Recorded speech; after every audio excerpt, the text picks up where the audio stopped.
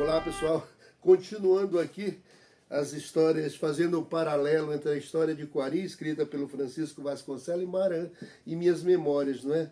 Eu terminei falando sobre o seu Nicolau Madureira e retorno aqui na página, o vídeo anterior parei na página 50 e aqui na 53 já volto ao seu Nicolau Madureira.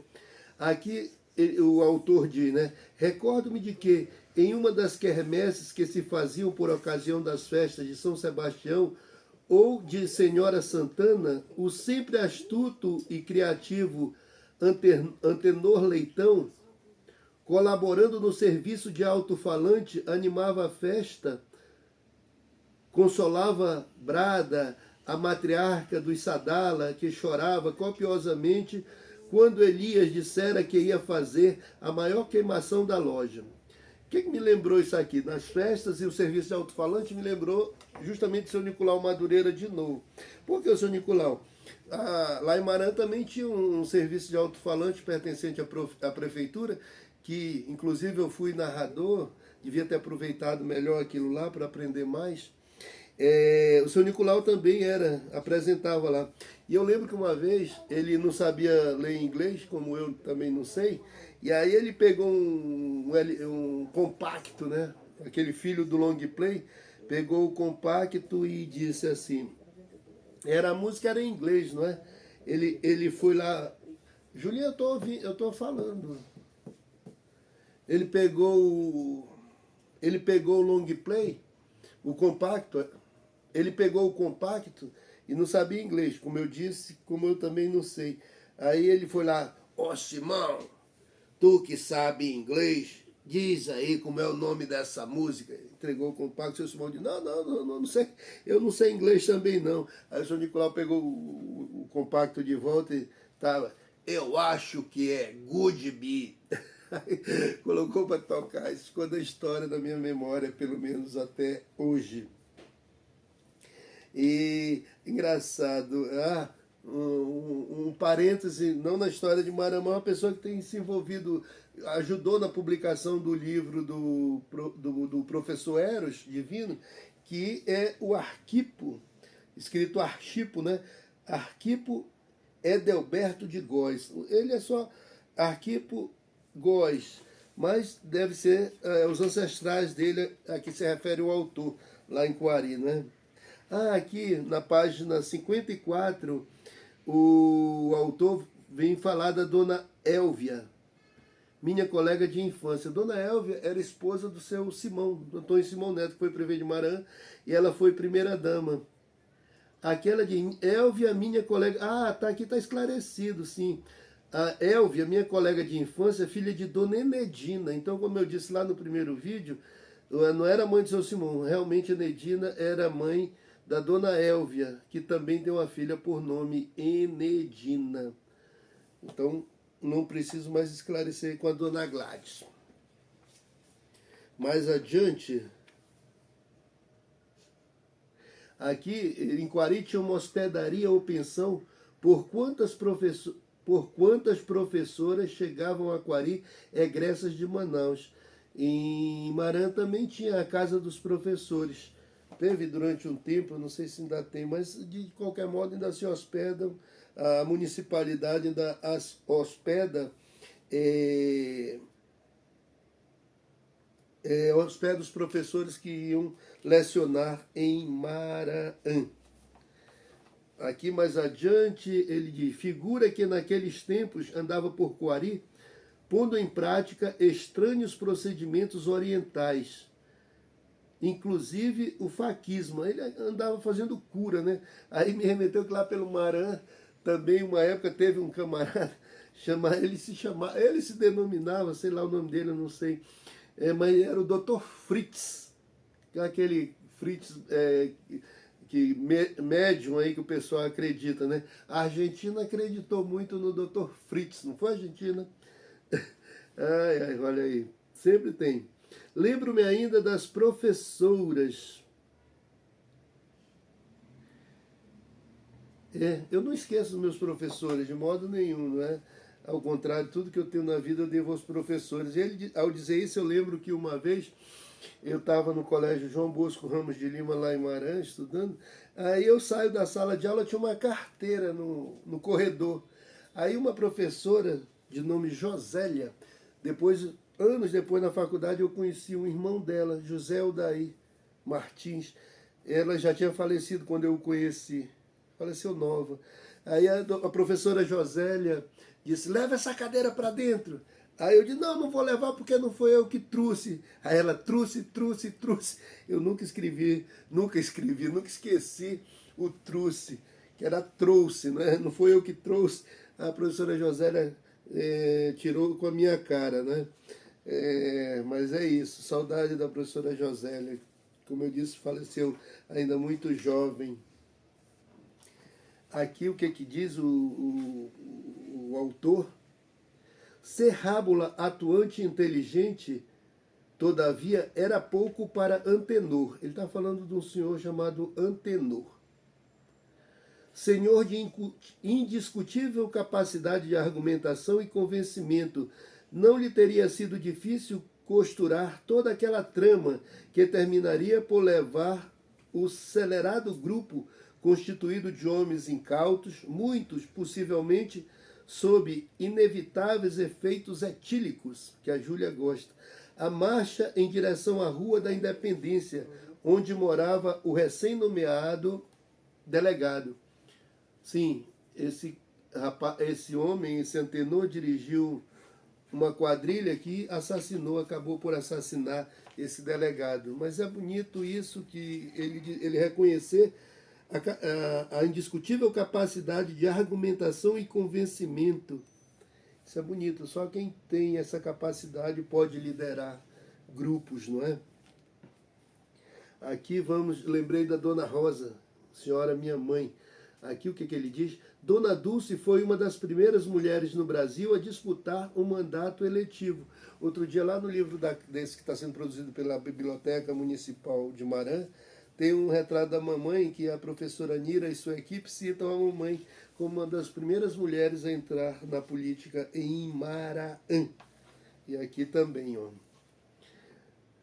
Que ele fala dos arigós. Arigós, como se dizia, de quantos nordestinos buscavam encontrar melhores dias nos distantes rincões amazônicos. Então, na Amazônia, os arigós, os nordestinos, de um modo geral, mais especificamente os cearenses, ou em sua grande maioria, os cearenses eram chamados de arigós. Nós temos o seu Manuel Arigó, lá pelo Limoeiro, tinha os olhos lindos. Aqui vem outra coisa, vamos lá. Na casa de seu Jorge Lima morava Canguru, de quem me lembro no trabalho diário de transportar água para seus patrões. Tipo desengonçado, desprovido de qualquer atrativo, nunca ouvi ser chamado pelo próprio nome, do qual chego mesmo a pensar que jamais alguém cogitou saber. Era Canguru e pronto.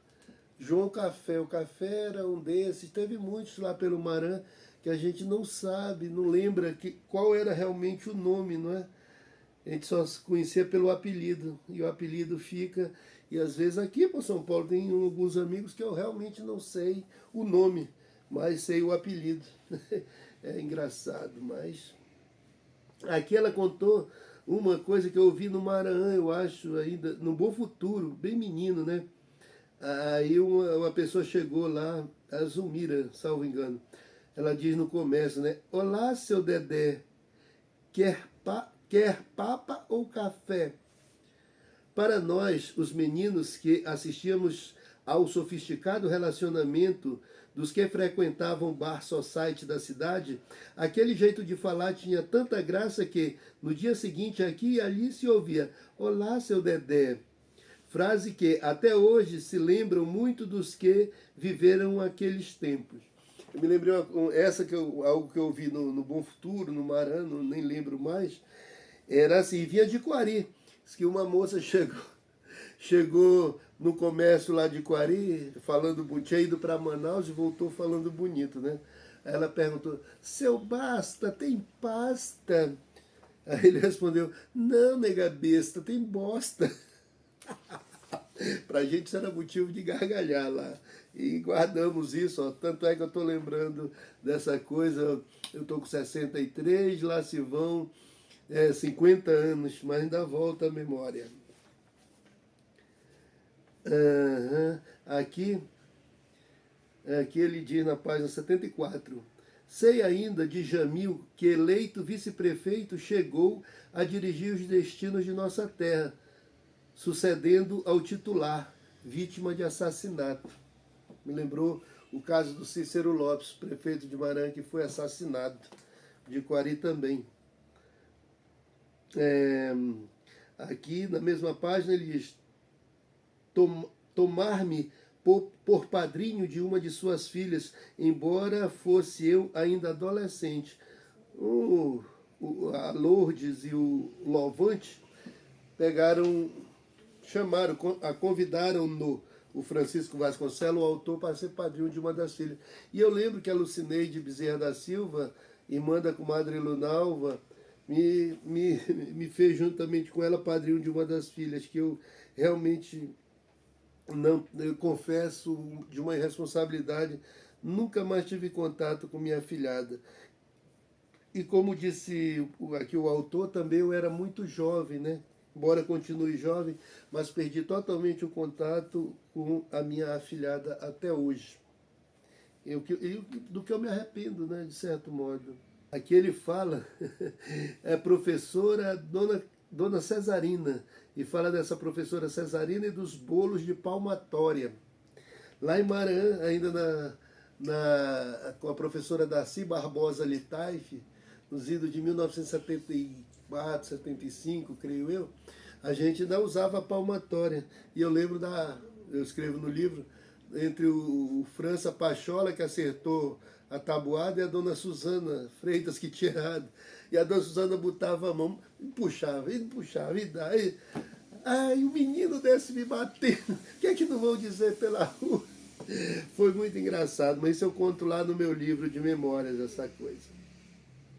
Aqui no livro tem o nome de a Casa dos Cunegundes. Tem romance, alguma coisa por aí na literatura, em outra literatura, que fala desses, não desses, mas desse sobrenome Cunegundes, que para mim é bem curioso, não é? Aí ele escreve um parágrafo que diz o seguinte: grata lembrança tenho mesmo é de Lídia Cunegundes, beata, quarentona, cujas negras madeixas acentuavam ainda mais a encerada brancura de sua pele. Lídia quase todas as noites divertia a garotada com engenhoso cinema que fazia funcionar na sala de chão batido de sua casa. Alguns palitos de fósforos, não sei bem quantos, eram o preço da entrada. Em silêncio, sentados no chão, assistíamos os movimentos das sombras dos bonecos de papelão que ela habilmente movimentava atrás de um lençol pendurado à nossa frente. Sombras que se projetavam graças à luz da lamparina que Lídia, com admirável maestria, utilizava em cada cena. Sim, por incrível que possa parecer, tínhamos naqueles velhos tempos da distante infância nosso cinema, e que com alegria o frequentávamos. Putz, isso é muito bonito. Tinha uma artista, como é que esses diretores de cinema da Star Wars, quem me ajuda aí diretores de cinema famosos? Jorge De Luca, Steven Spielberg e outros tantos, em Quari. Putz, isso é muito, muito interessante. Puxa vida, ainda bem que o autor teve a sensibilidade de registrar isso. Aqui ele volta na questão dos Arigoste, que eu já falei. Aqui ele fala: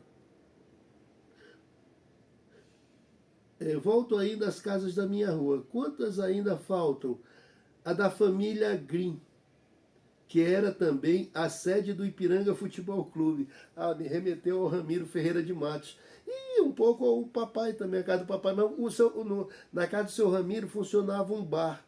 Então lá era a sede do Beira Rio, então era mais fácil. Lá em casa não tinha bar, o pessoal ia lá pro Esquina da Verdade, que era uma taberna do papai no mercado municipal. Então não ficava em casa. mas o Green aqui lembrou mais o seu Ramiro Ferreira de Mata. Aqui ele fala do seu Miguel Simão, pai de meu colega Antônio Simão Neto. Esse Antônio Simão Neto, que foi prefeito de Maran, né? Pai de Antônio Simão Neto, que viria a casar-se com Élvia. Inteligente e dotado de grande capacidade de conversação, Simão, como era conhecido, não demorou a tornar-se vitorioso homem de negócios. Na política, atividade a que simultaneamente se dedicava, obteve seguidos êxitos, elegendo-se vereador em 1964 e posteriormente prefeito de Maran, no Japurá, para onde transferira seus negócios. O grande feito do seu Simão foi realmente ter ido para Maran. Foi a melhor coisa que ele fez na vida dele.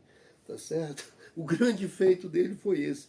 Não, na verdade, o seu Simão, o que o Benedito fez a cidade de Maran, o papai costumava dizer a cu de touro, né? Era tudo esculhambadas, as janelas de madeira de azim, tábua de azim, de pau roliço. Seu Simão pegou aquilo lá e deu uma... como é que se diz? Fez uma maquiagem na cidade e melhorou a qualidade, tornando aquilo habitável, superior, bem bonito, né? Isso é verdade. Ele fala no hidroavião, hidroavião, cuja chegada levava à beira do lago, onde aquatizava quase toda a população da então pequenina cidade. Maran, realmente ainda até hoje acontece isso, né? Quando chega um avião lá, a população acorre para saber do que se trata. Geralmente é para buscar doente ou para levar político em época de pedir voto. Aqui ele diz, conterrâneos que chegavam do interior, principalmente na época dos festejos religiosos. Então, era o que ocorria também em Maran na época dos festejos de maio e dezembro, né? Sempre acorrem do interior os nossos conterrâneos que vão para as festas. Hoje não mais como antigamente, porque há outros meios de transporte e outros meios de diversão. Aqui ele escreve um parágrafo bem interessante. Ah, meu caro Alcimar, ninguém neste mundo de tanta injustiça e indiferença chegou a conhecer-te. Duvido que mesmo em nossa terra haja ainda quem guarde com o mesmo sentimento que ora experimento a lembrança do gênio perdido que foste, na tristeza do que jamais chegaste a ser.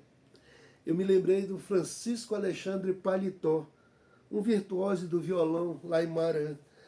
Seu Paletó, quando o violão, naquela época Maran não tinha onde vender cordas de violão, e às vezes só tinha aquela que estava no violão, à medida que as cordas iam quebrando, ele continuava, 6 cordas, né? Ele continuava tocando, e às vezes só com 2, ou quase só com uma. Então, quem viu, ouviu, o seu Paletó ouviu. Hoje, eu acho que também pouca gente em Maran recorda ou lembra do seu Francisco Alexandre Paletó, embora haja uma escola de música lá em Maran com o nome desse gênio, que realmente pouca gente deve lembrar e que nunca chegou a ser ao local de glória, de sucesso que ele realmente merecia. Aqui me lembrou outra coisa, ele diz, né? A última vez que vi Alcemar, numa das minhas periódicas idas a Aquari, encontrei-o recostado em um balcão de bar, ébrio e doente. Isso me lembrou a Júlia. A pele macilenta, ensurdando num lugar e noutro, suando, né? Fez-me ele, então, um pedido. Paga uma dose? Claro que paguei. De nenhum modo, naquelas circunstâncias em que encontrei o velho companheiro de infância, me seria lícito negar ao único pedido que me fizera em toda a sua vida. Minha irmã Júlia é assim, de vez em quando ela pede uma dose e eu tenho que pagar. Ai, ai. Putz, essa lembrança. Ai, dose, seu Juarez. Lá, o Esquina da Verdade, tudo isso. Tá, continuando. Madrinha Cia Mota, esposa de seu João Mota e mãe do seu lendário Raimundo Mota, ela que muito ajudou minha mãe em sua precoce viuvez. Putz, isso é o retrato. O retrato da dona Ilka, lá de Maranhão, minha amiga querida, e a mamãe. Ai, deixa eu enxugar. Cai um cisco no olho. Cai um cisco no olho, né? Ai, ai, dona Ilka, saudade da senhora e da Rosa. Então isso me remeteu, é uma xerox da vida da minha mãe. Mas prossigamos. Aqui ele diz: cheiro de carne queimada invadisse o nariz do circunstante, causando arrepios enquanto assistiu à horripilante cena. Um homem que estava no hospital, alguém pegou e cauterizou a ferida dele, né? Todo mundo achava que ele estava morto. Daí alguém chegou e encostou um ferro quente em brasa, cauterizando a ferida, e ele estava vivo, na verdade, e foi curado. Isso me lembrou duas coisas. O seu Anacleto, eu acho que o seu Anacleto estava com... Era um negro, um preto, na verdade, como se diz hoje, lá do Marã, pai de muitos meninos, colegas meus. Ele vinha de Tefé para Marã e encostou o pé na descarga do barco. Quando o barco estava empestado, com cheiro de fedor de carne, que foram ver o pé dele que estava encostado na descarga. Aí foram lá e puxaram. Eu acho que era todo mundo naquela época disse que era hanseníase, ou lepra, como é que chamava. Mas eu acho que era a bendita diabetes. Outro dia o meu irmão Rui reescreveu essa história lá em Maranhão, encostou o calcanhar na descarga da moto dele e queimou. Ele sentiu muito tempo depois. Nem perguntei dele, até porque lembrei dessa história, mas ele deve ter sentido depois que deve ter tirado, depois sentiu o odor, o fedor da carne humana queimada, né? Aqui mais adiante ele diz aqui, ele lembra, bilhete à menina Mariazinha, por quem me apaixonara. Ele fez um bilhete para... Eu me lembrei que uma vez eu escrevi um bilhete para uma moça chamada Nadir, filha do seu Moca e da dona Diquinha, mas eu não sabia nem escrever. Aí eu perguntava uma palavra da Eunice Benjamin de Queiroz, que estava lá por casa na época, ajudando a mamãe, e escrevia lá no papel. Demorava um pedacinho para que a Eunice não pegasse o fio da meada, ia lá e perguntava outra palavra e escrevia. Aí quando a mamãe chegou, a Eunice foi e contou: olha, madrinha, o Osório estava escrevendo um bilhete para Nadir. Eu me lembrei aquela história do indinho que senta sobre está me perseguindo. Sobre a carta, para a carta não ver ele comendo as frutas que o patrão mandara. Então, mais uma coincidência na minha vida. Aqui mais adiante, ele fala em Pedro Veras, primo de meus pais, gênio perdido naqueles confins de mundo, pai de Plutino, que por certo seria Plotino, de Péricles e Pitágoras, homenagem que prestara a célebres filósofos gregos, que Pedro não deixara por menos ao dar nome aos seus filhos. Como eu venho dizendo, lá nos meus escritos eu tenho dito, que o meu avô que chamava Heráclito, né, também, esses nomes de filósofos gregos eu acho que era mais sugestão, não esse que era um sábio, mas era sugestão dos padres, porque os padres quando chegavam para batizar, as crianças não tinham nome ainda, aí os padres, não, sugiram aí o nome, deu um nome, e os padres colocavam o nome de filósofos gregos, não é? Julinha, aqui, Julinha, olha quem aparece, um tal de Tibica. E de Silvio, para nós o Tibica. Em Manaus nós tivemos um vizinho, Gustavo, o nome dele, que era apelidado de Tibica, flamenguista chato, como todo flamenguista, chato pra caramba, mas saudoso, querido Tibica. Olha aqui que ele diz da dona Élvia. E Élvia, como esquecer o doce sorriso de Élvia? Ele pergunta, né? Olha o seu Simão, cara, te enforca. Então, Dona Elvia realmente era uma mulher foi uma mulher muito bonita, era uma mulher muito bonita.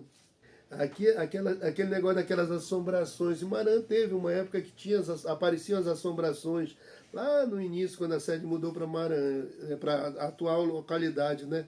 Aí fala aqui do seu Modesto, misteriosa figura que morava para aquelas bandas, bem lá para o fim, de quem diziam que virava bode.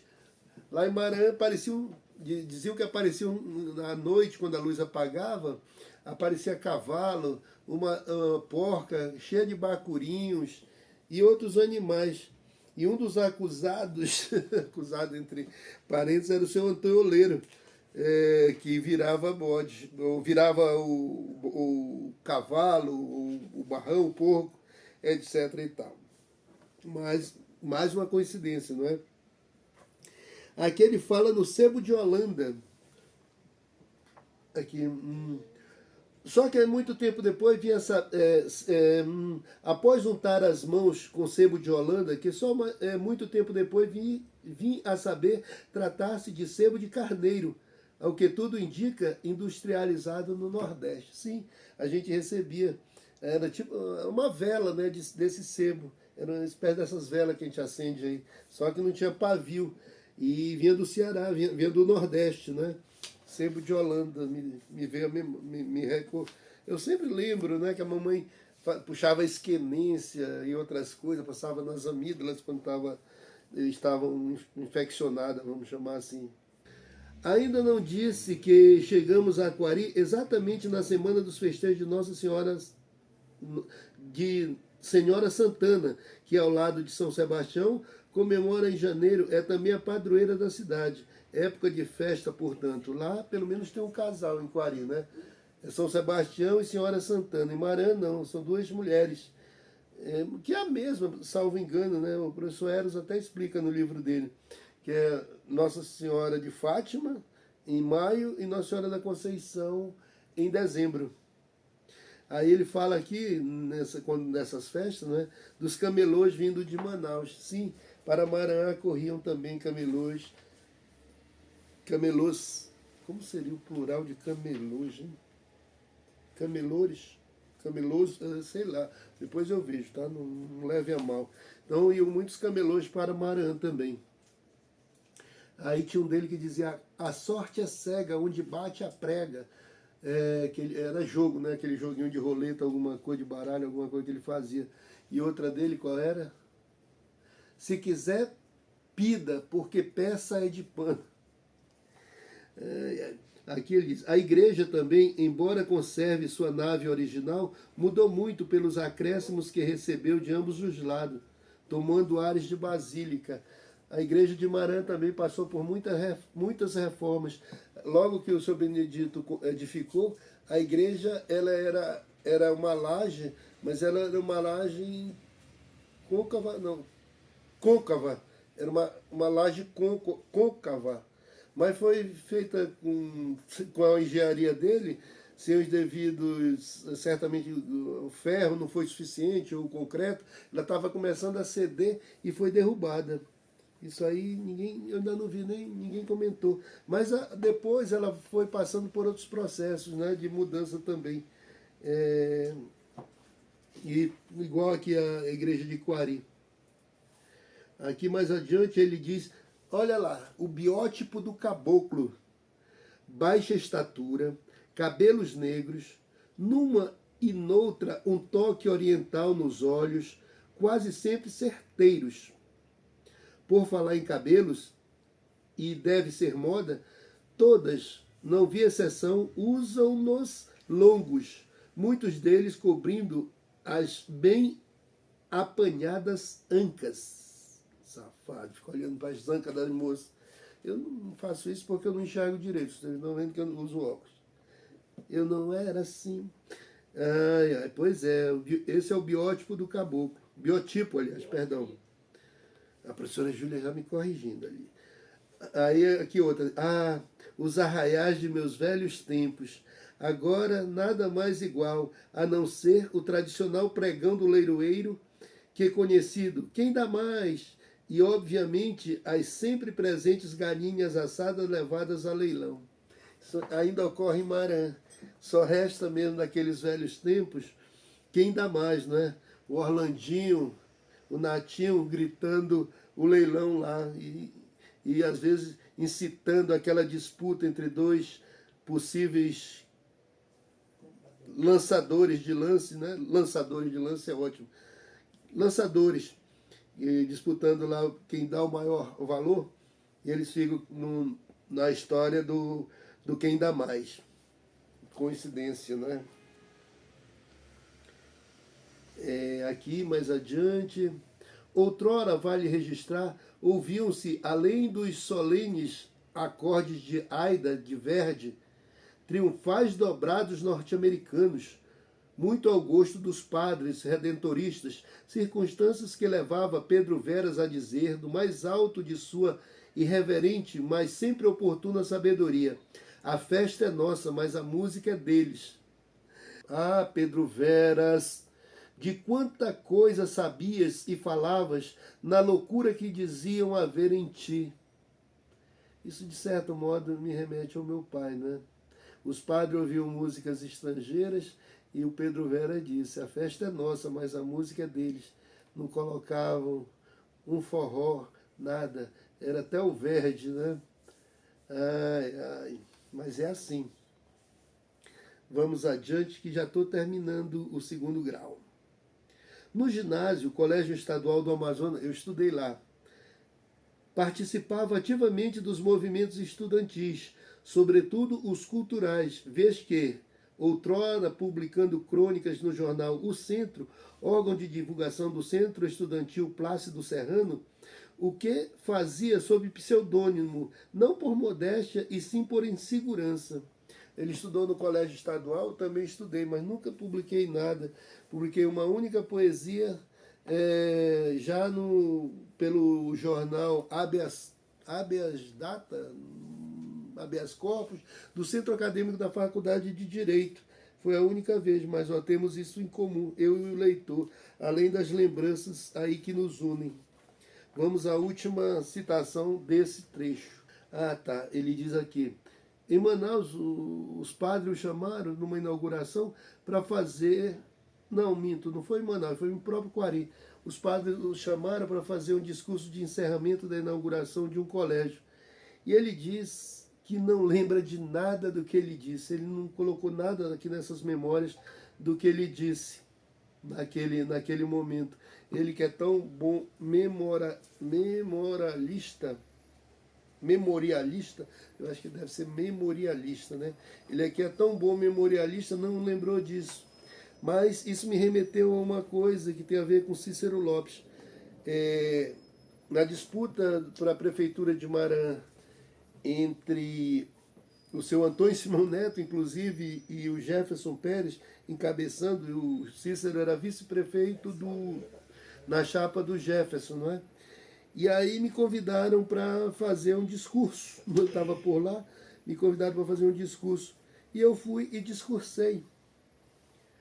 Mas aí fui muito parabenizado e algumas pessoas disseram, porque eu gaguejo muito, né? Vocês percebem, tal. Eu gaguejo muito, mas daí o pessoal disse: mas rapaz, eu não sabia que tu sabia falar tão bem. E realmente eu lembro de muita coisa do que eu disse naquele momento. Mas eu não sei, baixou o santo, veio a inspiração e eu falei realmente, não é porque eu estou na minha frente não, mas eu acho que realmente foi um discurso bem bacana, sabe? Que nem eu acreditava que eu era capaz de fazer. Mas o mais importante que eu ouvi sobre aquele dia, naquele discurso, o Cícero Lopes chegou comigo depois das eleições. E depois das eleições, os políticos normalmente fazem tudo para esquecer seus eleitores, não tem contato com eles. O Cícero chegou comigo e disse, eu não sei se chamar doutor Osório ou Osório, seja lá como for, vamos chamar. Osório, eu senti que nós ganhamos a eleição naquele teu discurso. Foi um dos raros reconhecimentos que eu tive na vida, assim, de certo modo bem agradável, porque é isso, veio da arte da comunicação, que eu me dedico hoje, embora há pouco fazendo esses vídeos para vocês, eu me dedico a essa arte da comunicação, tentando adquirir a arte da comunicação. E aquilo lá veio naquele dia e o Cícero foi um reconhecedor daquilo lá. Mas logo mais terá a continuidade desse livro, tá bom? Tchau, pessoal.